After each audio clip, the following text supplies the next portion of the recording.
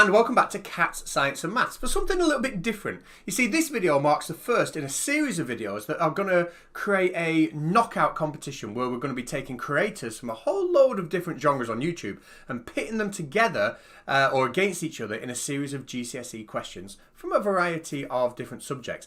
The winner of each video will progress to the next round, and hopefully by the time our school situation or our current school situation is sorted, we will have an overall champion. Now, we really do have some spectacular creators from all sorts of genres taking part in this competition, and starting today with members of the band Girls Bike. Now, if you've not heard of the band Girls Bike before, they're definitely one of my favourite bands. I have linked them in the description, and you might just want to have a little bit of a listen to this. If I ask you to stay, you can say no. Who are you asking to leave? 'Cause you don't go. Well, I'm reaching for you. Who are you reaching for? Me. Well, I don't know. Maybe an armchair superstar. Give me an all-out nuclear war. Give me a call wherever you are. So there they are. I have linked them in the description, and not only are they one of my favourite bands, but they're probably my favourite band that has a YouTube channel, so definitely go and check out the videos. Now today we're going to be using Mike and John. So before the quiz starts, let's find out what they think of each other. And we're not being friendly here. We're not swearing, but we're not being friendly. Can you, just talk John down a bit? Can you give him a bit of, what's that word? Bit of aggression. What are you going to do to put him down? I'm going to try and beat him down and show him for the fool that he actually is. Have you got anything you want to say to him? Any kind of put downs or threats you want to give him?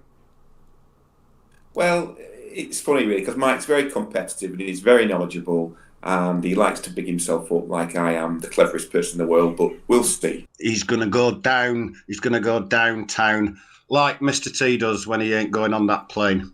He's got his own kind of particular ambience, let's say.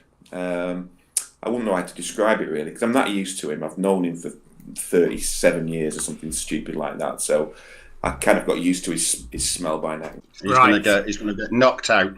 I kind of got used to his smell by now, but other people say he's like a cross between, toast and a dartboard on fire.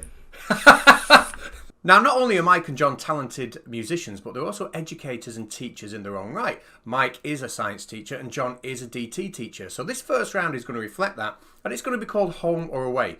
Each person is going to be asked 5 questions, and they're going to be given the option to choose a home question, right? So in Mike's case, he might choose science, or an away question, in which case he would choose DT. 1 mark is awarded for answering a home question correctly, and 2 marks are awarded for branching out and answering an away question correctly. Let's see how they do. Question 1. Would you like home or away? I'm going to have to go home at the minute, I think. Aluminium is extracted using electrolysis. At least that's what we teach at GCSE, yeah? Yeah. Why can we not use the blast furnace? It's because aluminium is too reactive and carbon won't displace it from aluminium oxide, from bauxite. So we have to use electricity. We have to use electrolysis in order to separate those ions up. So we use a massive electrolytic cell instead. Aluminium is too reactive. It can't be extracted using carbon. It can't be reduced using carbon. I hope that's what you asked. Yeah, absolutely perfect. Because normally, we teach at GCSE, don't we, that iron is extracted, iron oxide or hematite, whatever, goes into the blast furnace, and the carbon is reactive enough to rip away the oxygen from the iron. We call that a displacement reaction for the kids, don't we? I'll start off with the home, please. Right, home question. Give 1 advantage of using a microcontroller in a circuit. A microcontroller. It can be reprogrammed if you want to change the purpose of a product. Absolutely fantastic. So after question 1, a good start from both contestants. We're tied at 1 apiece. Let's move on. Right, so Mike, we've all seen how John got on in that first question. You haven't. Home or away for question 2? I'm going to go home again. We'll see whether I get braver in a bit. Home again. I want 2 differences between RNA and DNA. Okay. Well, RNA is a single strand. DNA is a double strand. DNA is very, very, very, very, very, very long, whereas RNA tends to be, is much shorter. RNA has uracil as one of the bases instead of thymine, which is in DNA. Fantastic. I think that should be 3 things. Yeah, that's brilliant. Absolutely smashed it. Let's see how John gets on. Question 2, home or away? I'll try another home. I'm going to keep it safe, I think. Another home question. This comes from the design unit as labelled by BBC Bitesize. Okay, I've taken this from the AQA specification. I don't know if that's what your specialism is. Can I have 2 examples of primary sources for designers? Primary sources, so you can do interviews with potential users or clients, and you can also do like a product disassembly where you look at an existing product and you analyse it to kind of get new ideas from it. Fantastic. So it's a flying start from both of our contestants who can't be separated yet. The score is 2 apiece. Mike, are you confident? Do you think John's handling the pressure at the minute? Yeah, he'll be handling the pressure. Yeah, whether he's braver than me and taking any away questions, I'm not sure. But I'm sure he's doing very, very well on his own topics. Yeah. Well, sadly, we shall find out. How do you think Mike is getting on at this point? I would have thought Mike will probably have gone for 2 home questions. I really don't know actually, but he'll have got them right because Mike knows everything about science. Now, before we crack on to the next question, do let us know in the chat who you think is going to win and chip in with your own answers to the questions as well. Question 3. I can see them, the crowd can see them, they all know which one you need to go for. Home or away? I'm going to be brave this time and see what the away question is. Okay, the away question. What is meant by the term ergonomics? Ergonomics. So in D&T, ergonomics is it's making it easy to use. It's being energetically frugal. It's how easy something is to use by using the least amount of energy, the least amount of space. If something's ergonomic, then it's not faffy, it's not overly complicated, it just does its job. Easily. I think I'm going to give you that. The definition, see, I'm not a DT teacher by any stretch, so I've just pulled these questions off BBC Bitesize, and the answer, the strict definition on BBC Bitesize was about how a user interacts with a product and how easy it is to use that product. But I think you pretty much said that. Yeah. Question 3, home or away? I think I'll have 1 more home, and then I might, if I get this one under my belt, I might risk an away question. Good strategy. Go home. Yep, good strategy. Let's get some points in there. What is meant by the term ergonomics? Ergonomics basically means designing products that are safe, easy, comfortable to use, and it's very user focused, so that they think about people and the product it's going to be used in, the environment that it's going to be used in, and they design something so that it's as easy as possible. And the word ergonomics, the etymology is from ergo, meaning I think it's to do with energy and being efficient. Absolutely superb. So Mike scores 2 points for answering an away question, whereas John answers his question correctly, but only picks up the 1 point. 4-3 to Mike. Okay, Mike, question 4. Home or away? Let's go back to going home this one. Okay. Group 1 elements, Mike, they get more reactive as we go down the group. So lithium, I know you know this, but lithium, sodium, potassium, so they get more reactive as we go down. But why do they get more reactive? Because the outer electron is further away from the nucleus. As you go from lithium to sodium, potassium, right the way down to francium at the bottom. At a GCSE level, the outer electron moves to the next shell, the next shell, the next shell. And so it's further away from the nucleus. The nucleus has the positive charge, the proton in the middle. The electron has the negative charge. The further away from the nucleus it is, the weaker the attraction between those charges, and so the easier it is for that electron to be lost. Therefore, it becomes more reactive the further away and the further down the group you are. Because when it loses that electron, it becomes an ion. And when it loses that electron, it becomes an ionic. It becomes an ion. It becomes a charged particle, and that can then ionically bond to an oppositely charged ion.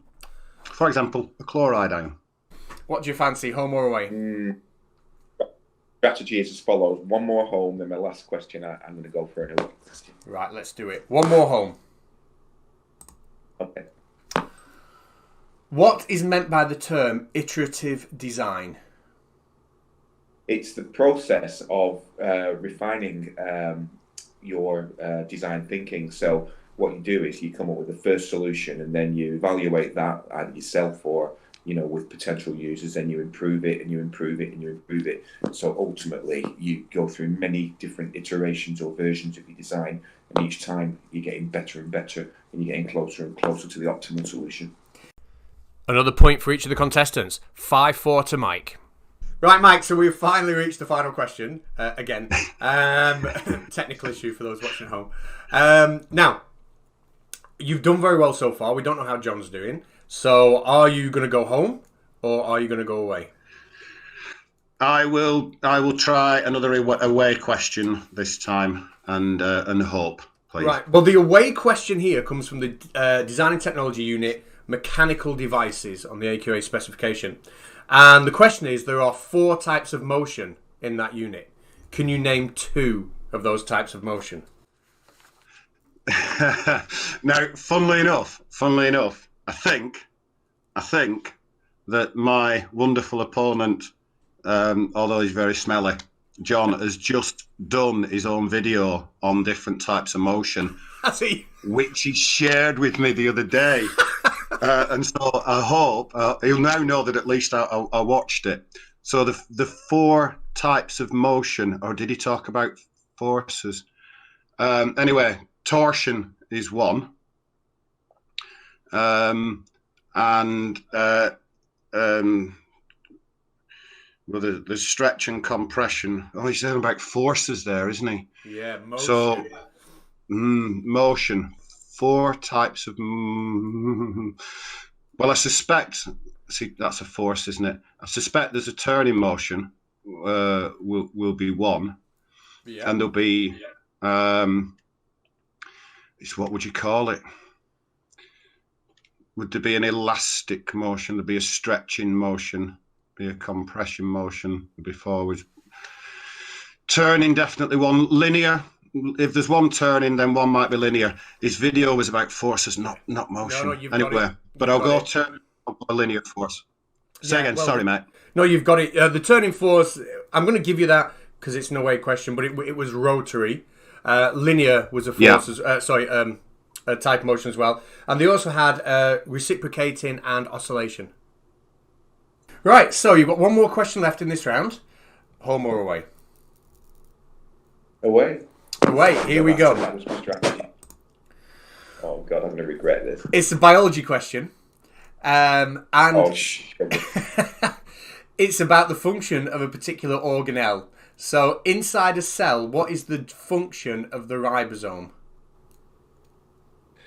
Well, I don't even understand the question. So, I'd imagine that I'm going to have a guess. The function of what again? The ribosome.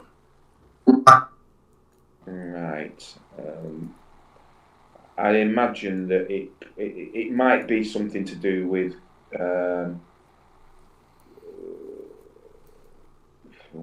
controlling other things that come into the cell. I don't know. That's an excellent guess. Ribosomes make proteins, which make enzymes, which, obviously extremely useful. So in that last question, both contestants tried to push themselves and go for an away question. It paid off for Mike, not so much for John. 7-4 Mike. That's a really solid first round. You've only got one wrong, and that was your away question, which is to be expected. They are tough away questions. How do you feel about that first round? I was happy with the DT questions because it's my job, isn't it? But I feel sad that I went away. Then I thought, I could have just consolidated. But You see, I think Mike would have probably gone for some away questions as well, and may well have got one of them, or you may have got some away questions right. So the end of round 1, Mike, you've scored 1, 2, 3, 4, 5, 6, 7 points. That's actually quite. I think that's going to be quite difficult to beat. How do you feel with that? I'm pretty happy, thank you. Yeah, especially with the aware questions. Now, round 2 is something a little bit different. They're going to be asked questions on a variety of GCSE. Now, round 2 is a little bit different. They're going to be asked 5 questions on a variety of GCSE subjects. Now, if they get the question right, they get a point. But they will also get a bonus point if they can predict whether their opponent got that question right or wrong. So, Mike, round 2, question 1. And this time, like we said, you can not only earn points by getting the question right, but you can earn points by predicting whether John gets the question right or wrong. So the first question comes from the astronomy specification for Edexcel. And the question is, what is a Cepheid variable star? Cepheid variable star.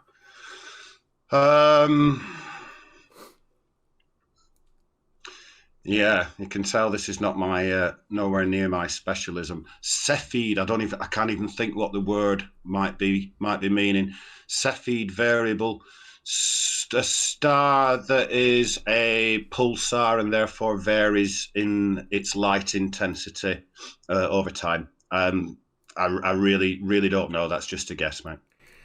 It's a hell of a guess. It is a star that does vary in its intensity over time. And I've also got a sub-question on there, just a discussion point, really. Wow, that was right, was it? That was right, yeah, well done. I'm no astrophysicist, but I think usually the period can be several days that it will sort of pulse. Right. They were quite important to Edwin Hubble. Want to take any guesses why Edwin Hubble found them important? I would think. Now, I think Hubble had to do with measuring. Did he have to do with measuring redshift? I think it's about the measuring the distance of the universe or the expansion of the universe by looking at redshift. Yeah, I think. Very good. What Cepheid variable star was a useful tool for him in that, because the period, the amount of time it takes to go through that kind of pulsing cycle can be used to figure out how far away the star is. So when he spotted one of these stars in a galaxy, he could figure out how far away it was, which obviously was necessary for the work he was doing. So well done. Oh, yeah, it's very cool bit of science. It is. Well, you get the 1 mark for that, but do you think John got this question right or wrong? He's a very clever man. I'm going to say I didn't know that, and I should have more in my head about astronomy than John does, but I don't know. I'm going to say no, he didn't. No, I couldn't even guess. I know things like binary systems and stuff, but I don't know anything about that really. A Cepheid variable star. Maybe its brightness changes periodically, but I don't know. I'll be guessing. And you guessed correctly. Well done. A Cepheid variable. Oh my! Yeah, you got it right. Yeah, the Cepheid variable star is one that changes its brightness. Well done. Over a period of time. So periodically was a good word to use. Now, do you think Mike got that right or wrong?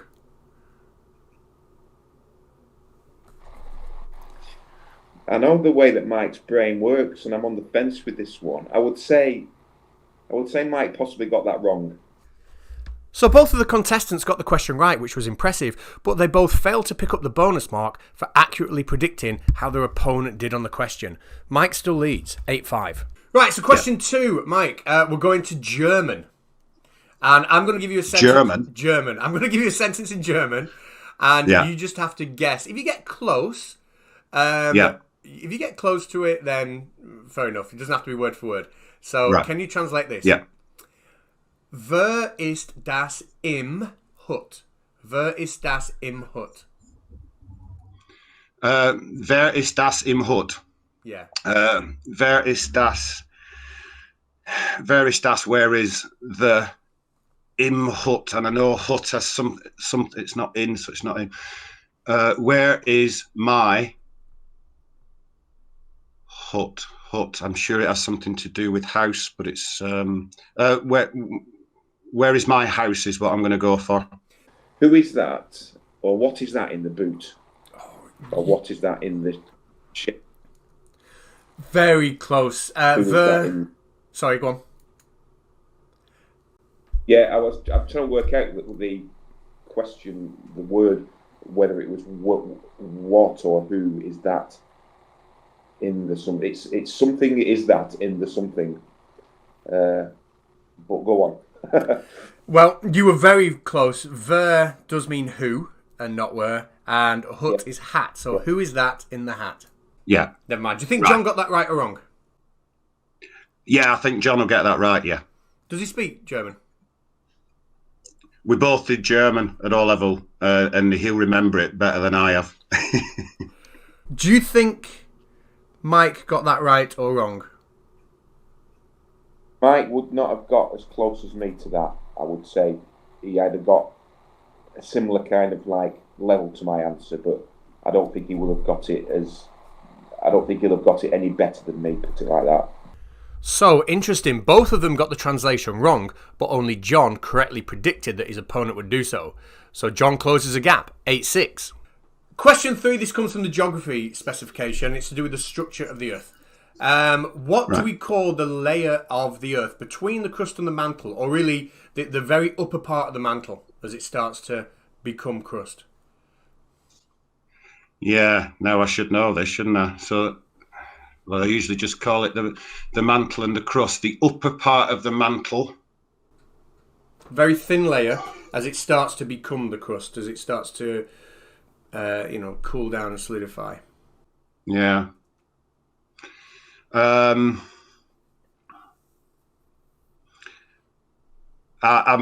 really not sure, but I'll go for lithos means rock. Lithosphere is a phrase I've heard of. I'll go for lithosphere, but I don't know it. No. Mike, if that is a guess, that's the best guess I think I've ever seen on the internet. John's going to think I've given you the answers. Seriously, that's right, is it? That's right. It's a lithosphere, yeah. Right, right, brilliant. Right, people are going to think there's something fishy about this. A conspiracy, baby. Do you think? I'm so sorry. Do you think John's going to get that right or wrong? I think he'd have to work it out in the same way that I did. I'm gonna say no, but he might do. I've got to say no. He got that wrong. There is a layer that exists between the crust and the mantle. It's a very thin layer. It's really the upper part of the mantle. What do we call it? I don't know. The answer is lithosphere. Do you think Mike got that right or wrong? I'd say Mike got that wrong. So Mike hits back. He gets the question and the prediction right, whereas John fails to pick up a mark on either. 10-6. Right, so Mike, question 4. We're coming up to Easter, so I'm going to take this from the RE specification, give it a bit of an Easter feel. What was the name of the garden? Okay. What was the name in the garden in which Jesus was arrested before his crucifixion? The garden where Jesus was arrested was the Garden of Gethsemane. Well done. Do you think John will get that right or wrong? I think he'll get that one right, yeah. It's an RE question, coming up to Easter. In which garden was Jesus arrested before his crucifixion?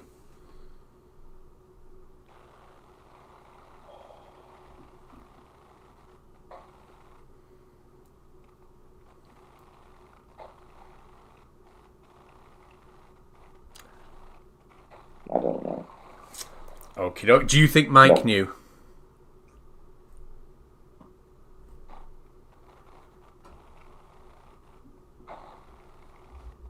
Yeah. Hang on. No, I don't think he did.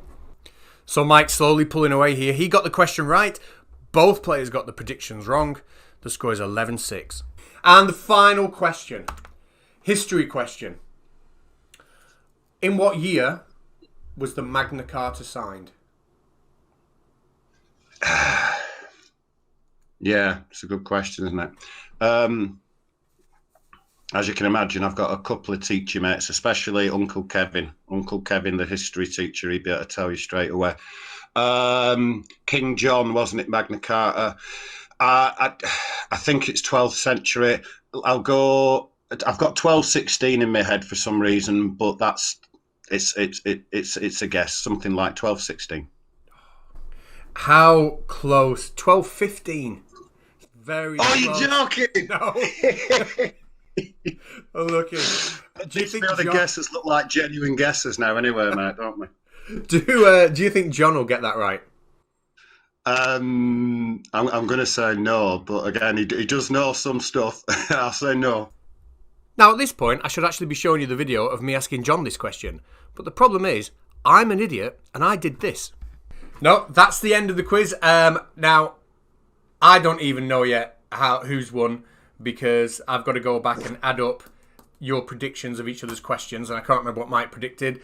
So while I was editing the video, I had to do this. Hi mate, sorry about this. This is me on the phone because I'm an idiot. I forgot to ask you one question. I asked Mike. I asked Mike one more than you. When was the Magna Carta signed? Oh, now then, the Magna Carta.